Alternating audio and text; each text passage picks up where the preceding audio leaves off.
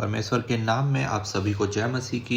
आइए आज के वचन की ओर बढ़ते हैं। आज का वचन है पहला पतरस 5 अध्याय और उसका 2 और 3 वचन। परमेश्वर के उस झुंड की जो तुम्हारे बीच में है रखवाली करो, और यह दबाव से नहीं परंतु परमेश्वर की इच्छा के अनुसार आनंद से, और नीच कमाई के लिए नहीं पर मन लगाकर। जो लोग तुम्हें सौंपे गए हैं उन पर अधिकार ना जताओ, वरन झुंड के लिए आदर्श बनो। परमेश्वर का वचन आज हर एक सेवक के लिए यही बताना चाहता है कि परमेश्वर का जो झुंड है, जो हम सब सेवकों को हो या फिर और भी जो सेवा करते हैं, उनको दिया गया है। खुदा कहता है कि उसकी रखवाली करो। रखवाली करने से क्या मतलब है? जैसे परमेश्वर ने कहा है कि अच्छा चरवाहा मैं हूं। यीशु मसीह एक अच्छा चरवाहा है। क्या यीशु मसीह इन भेड़ बकरियों को चराने की बात कर रहा है? नहीं। परमेश्वर उन हर एक व्यक्ति को लिए चरवाहा है जो उस यीशु मसीह के नाम पर विश्वास करते हैं। आज भवन में या फिर अन्य जाति के लोग जब कलीसिया में परमेश्वर के वचन को सुनने के लिए आते हैं, तो परमेश्वर ने उन सब सुनने वालों को एक भेड़ का रूप दिया है, और भेड़ों के लिए जो उनको चरा सकता है। चराने का मतलब है जो उनको अच्छी बातें सिखाएगा, जो उनको वचन को बताएगा, उनके लिए एक अगुवे को उनके ऊपर रखा है। तो खुदा आज उनको आज्ञा देता है कि तुम्हें जो भेड़ दी गई है उनको अच्छे से चराना है, उनकी अच्छे से रखवाली करनी है। रखवाली करना मतलब उनको अच्छे से संभालना है, उनको सिखाना है कि वो परमेश्वर के राज्य में प्रवेश कर सके। आज खुदा ने हर एक व्यक्ति को भेड़ बनाना चाहा है। भेड़ ऐसी होती है, वो सिर्फ और सिर्फ अपने चरवाहे की बातों पर विश्वास करती है, और बाइबल बताती है कि अच्छा चरवाहा प्रभु यीशु मसीह है। हालेलुया। तो अगर अच्छा चरवाहा यीशु मसीह है हमारे लिए, तो हम अगर उन भेड़ों की रखवाली कर रहे हैं तो हमें भी अपने चरित्र को यीशु मसीह के अनुसार ही चलाना पड़ेगा, क्योंकि जैसा चरवाहा होगा उसकी भेड़ भी वैसी ही होगी। अगर चरवाहा कुछ गलत करता है तो भेड़ उसको देखकर गलत कर सकती है, लेकिन परमेश्वर ने हर एक चरवाहे को, हर एक शिक्षक को, हर एक याजक को यह आज्ञा दी है कि तुम्हारे बीच में जो झुंड मैंने दिया है उसकी तुम्हें रखवाली करनी है। और रखवाली तुम तब ही कर सकते हो जब तुम अपने चरित्र को यीशु मसीह के अनुसार दिखाओगे। हालेलुया। और खुदा का वचन आगे बताता है, दबाव से इस कार्य को नहीं करना है। परमेश्वर किसी के साथ जोर जबरदस्ती नहीं करता। अगर तुम्हारी इच्छा है तो खुदा का कार्य कीजिए, अगर नहीं है तो परमेश्वर तुम्हारे साथ कोई दबाव किससे काम नहीं लेना चाहेगा। और ना ही खुदा कहता है कि जबरदस्ती से वो किसी से कुछ कराएगा। परमेश्वर कहता है परमेश्वर की इच्छा के अनुसार आनंद से इस काम को करो। अगर तुम सेवक हो तो तुम्हें परमेश्वर की इच्छा से इस काम को करना है, किसी जोर जबरदस्ती से इस काम को नहीं करना। और ना ही खुदा जोर जबरदस्ती किसी से कराना चाहता है। अगर तुम्हारी इच्छा नहीं है परमेश्वर के लोगों का संभालना, परमेश्वर के कार्य को करना, तो खुदा नहीं चाहेगा कि तुम उसके जीवन को या फिर उसकी भेड़ें जो हैं, जो तुम पर विश्वास करके उस भवन में आती हैं, उस दुआ में आती हैं, उसके आप चरवाहे बनो। परमेश्वर जबरदस्ती नहीं करता। और आगे लिखा है, तुम्हें जो ये सेविकाई दी गई है, तुम इसको नीच कमाई के लिए इस्तेमाल नहीं करना। आज के समय में बहुत से लोगों ने कुछ कुछ कार्य करके परमेश्वर के भवन को नीचा दिखा रहे हैं। जैसे मती रचित सुसमाचार में खुदा ने कहा है कि तुमने मेरे मंदिर को डाकुओं की खो बना दिया है। तो वो वचन आज के समय में पूरा होता है। हालेलुया। अगर ये वचन नहीं होता सच्चा, तो खुदा को इस पुस्तक में लिखने की जरूरत ही नहीं पड़ती, क्योंकि खुदा जानता था कि आने वाले समय में ऐसा हो सकता है। तो परमेश्वर ने लोगों को चिताने के लिए कि तुम इस कार्य को ना करना, इसीलिए इस वचन को यहां पर लिखा है।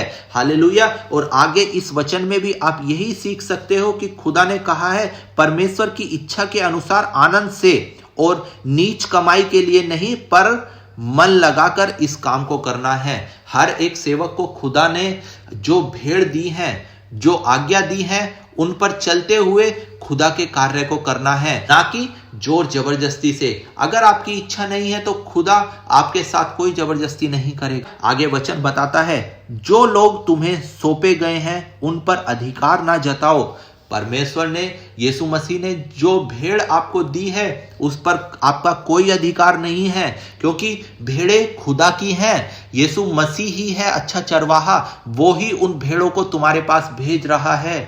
कोई ये नहीं कह सकता कि ये मेरे द्वारा आया है, कोई ये नहीं कह सकता कि इसको मैंने सुसमाचार सुनाया है। नहीं, आपके भवन में जितने भी लोग आ रहे हैं, खुदा कहता है कि इन पर तुम्हारा कोई अधिकार नहीं है, इन पर अधिकार मत चलाओ, क्योंकि आप जबरदस्ती करके किसी को भी मार्ग नहीं दिखा सकते।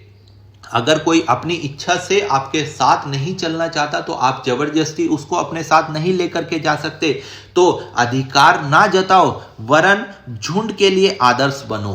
किसी को कुछ भी चीज करने के लिए उस पर थोपो मत। किसी को कुछ भी चीज सिखानी है तो उसके साथ जबरदस्ती मत करो, प्रेम के साथ हर एक बात को सिखाओ, क्योंकि मसीह अच्छा चरवाहा है और उसने हर एक कार्य को प्रेम के साथ करते हुए अपने जीवन से दिखाया है। और परमेश्वर का वचन बताता है कि जब वो प्रचार करता था, जब वो खुदा के उपदेश को लोगों को सिखाता तो भीड़ की भीड़ उसके पीछे चलती थी।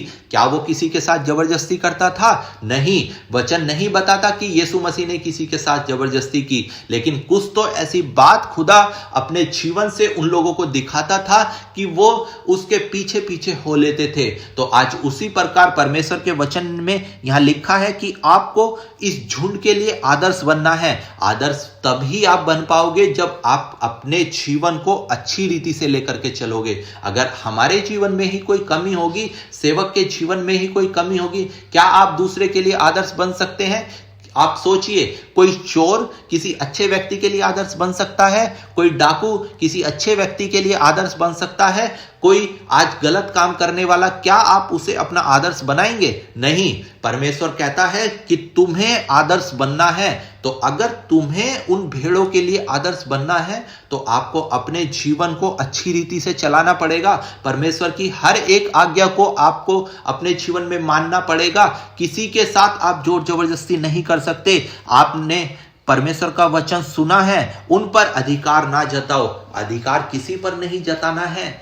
आपका काम परमेश्वर ने आपको दिया है कि आपको उस खुदा का सुसमाचार लोगों तक पहुंचाना है। तो प्रेम और नम्रता और दीनता के साथ इस सुसमाचार को उन लोगों तक आपको पहुंचाना है जो उस झुंड में बैठे हैं। अगर इस वचन को आप आगे पढ़ेंगे तो मैं आपके लिए पढ़ता हूं 5 अध्याय उसका 5 वचन। इसी प्रकार हे नवयुवक, तुम भी प्राचीनों के अधीन रहो, वरन तुम सब के सब एक दूसरे की सेवा के लिए दीनता से कमर बांधे रहो, क्योंकि परमेश्वर अभिमानियों का विरोध करता है परंतु दीनों पर अनुग्रह करता है। हम सबको एक दूसरे की सेवा करने के लिए ही परमेश्वर ने चुना है। जो आपके भवन में लोग आते हैं उनको सिखाइए आप कि कैसे आपको परमेश्वर ने आज्ञा दी है, कैसे आपको चलना है, लेकिन जबरदस्ती से नहीं, प्रेम से। और आगे परमेश्वर का वचन बताता है कि परमेश्वर अभिमानियों का विरोध करता है, जो इस बात का घमंड रखते हैं कि हाँ मैं तो सेवक हूं, उससे बड़ा हूं, मैं तुझसे छोटा नहीं हूं। तो ऐसा खुदा नहीं कहता कि परमेश्वर उन लोगों के साथ है। परमेश्वर ऐसे लोगों के अभिमान को चूर करता है। परमेश्वर ऐसे अभिमानी लोगों को जो इस बात को लेकर के चलते हैं कि मैं तो एक सेवक हूं, मैं ऐसा नहीं करूंगा। लेकिन खुदा कहता है अगर तुम्हें दास का पद दिया गया है तो तुम्हें नम्र बनना है, तुम्हें दीन बनना है, तब ही तुम उस यीशु मसीह के सामने खड़े रहोगे। और परमेश्वर कहता है कि जो दीन है उस पर खुदा अनुग्रह करेगा। आज हर एक सेवक को, हर एक विश्वासी को इस तरह का परमेश्वर ने जीवन जीने के लिए कहा है, दीनता और नम्रता का। आप सब लोग इस बात को समझ लीजिए। परमेश्वर आपको चेतावनी देना चाहता है कि हर एक याजक को नम्र और दीन बनना है। कोई भी अभिमानी व्यक्ति परमेश्वर उसके साथ नहीं खड़ा होगा, क्योंकि वरन वचन बताता है कि परमेश्वर अभिमानियों का विरोध करता है। तो अगर आप याजक भी होंगे, खुदा आपके भी विरोध में खड़ा हो जाएगा। अगर खुदा ने आपको भेड़ दी है, आपको भवन दिया है, तो परमेश्वर की आज्ञाओं पर चलिए और परमेश्वर की आज्ञाओं का ही प्रचार उन लोगों के बीच में कीजिए, क्योंकि खुदा ने कहा है हर एक याजक को एक आदर्श बनना है। और आदर्श आप तब ही बन पाएंगे जब आप परमेश्वर की आज्ञाओं पर चलेंगे। अगर आप ही परमेश्वर की आज्ञाओं पर नहीं चलेंगे, अगर हम याजक ही परमेश्वर की आज्ञाओं पर नहीं चलेंगे, तो क्या हम विश्वासी व्यक्ति जो परमेश्वर के भवन में आते हैं उन्हें सिखा सकते हैं? नहीं। वचन यही बताता है कि तुम्हें आदर्श बनना है और झुंड तुम्हारा नहीं है, परमेश्वर का है। अगर उस परमेश्वर के झुंड को कोई बिगाड़ेगा तो खुदा उसका बदला उससे लेगा। हालेलुया। परमेश्वर माफी करने वाला परमेश्वर है, लेकिन जलन रखने वाला भी परमेश्वर है। किसी भी सेवक के बीच में यह घमंड की बात नहीं होनी चाहिए कि यह झुंड मेरा है। नहीं, अगर खुदा नहीं चाहे तो आपके भवन में एक भी लोग कदम नहीं रख सकता, क्योंकि मनों को बदलने वाला और भवन तक लेकर के आने वाला परमेश्वर है। लेकिन खुदा जिसको बुलाना चाहेगा परमेश्वर के भवन में वो आएगा। अगर आपके बर्ताव की वजह से भवन में कुछ गड़बड़ हो रही है तो परमेश्वर से माफी मांगिए, क्योंकि खुदा कहता है कि मेरी झुंड पर तुम्हारा कोई अधिकार नहीं है। खुदा का झुंड है, खुदा की भेड़ें हैं, उनको चलाने के लिए तुम्हें एक परमेश्वर ने पद दिया है और उस पद पर बने रहने के लिए परमेश्वर ने आज्ञाएं दी हैं। तो उन आज्ञाओं का पालन करते हुए उस झुंड की रखवाली करनी है। परमेश्वर का वचन आपने अभी सुना, 5 अध्याय उसका 2 वचन कि परमेश्वर के उस झुंड की जो तुम्हारे बीच में है रखवाली करो। परमेश्वर का झुंड है।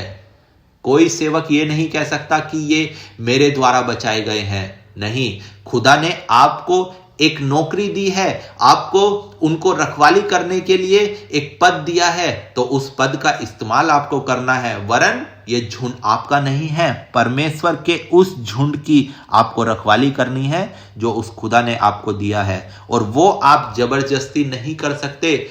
उसके लिए परमेश्वर का प्रेम आपके अंदर होना चाहिए और परमेश्वर की इच्छा के अनुसार आपको अपने जीवन को चलाना है। तभी आप उस झुंड की रखवाली कर पाएंगे और तभी इस झुंड की आप रखवाली करेंगे और उसके लिए आदर्श बन पाएंगे।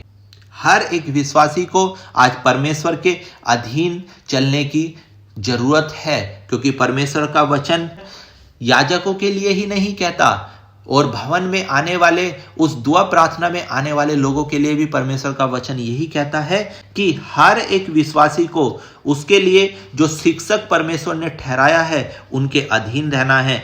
लेकिन हर एक बातों में नहीं, उन बातों में जो वो बाइबल से आपको सिखाता है। प्रेम और दीनता और नम्रता की बातों के लिए और परमेश्वर के वचन के लिए आपको जो आपका याजक सिखाता है वो आपको मानते हुए चलना है, क्योंकि आज्ञा उल्लंघन परमेश्वर पसंद नहीं करता। हालेलुया। आज के वचन से आपको यही सीखने की जरूरत है कि खुदा ने हर एक सेवक को एक जिम्मेदारी दी है। परमेश्वर ने जो झुंड हर एक सेवक को दिया है उसकी रखवाली करनी है। किसी के साथ कोई जोर जबरदस्ती नहीं है। हालेलुया।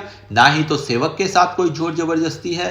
परमेश्वर ने उसको काम दिया है, उसको करना है तो करना है, नहीं करना तो ना करे, कोई जरूरत नहीं है, क्योंकि खुदा कहता है कि वो दबाव के साथ किसी से कुछ नहीं कराना चाहता। आपको हर एक काम आनंद के साथ करना है, और आनंद तभी है जब आप परमेश्वर में उस आनंद को महसूस करते हुए उसकी आज्ञा के अनुसार चलेंगे। तब ही आप एक किसी के लिए आदर्श ठहर सकते हैं। हालेलुया। परमेश्वर के इस वचन के द्वारा आप सभी को आशीषित करें। आमीन।